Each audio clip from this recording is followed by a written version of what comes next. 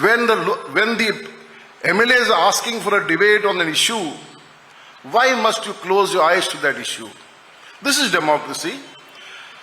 Hearing each other's point of view, allowing the legislature, the elected representatives to speak there.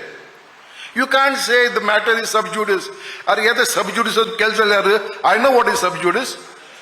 Every time an issue comes, file a court case. And Mike Santalet, sub judice, House will not discuss. House may not discuss the merits of the matter pending in the High Court or the court. But the people's representatives have the right to discuss the issue. That is not barred. So let democracy thrive. Don't blame one side that they are doing this. I say you are wrong, but at the same time I say you are also wrong because you did not allow them to articulate their point of view.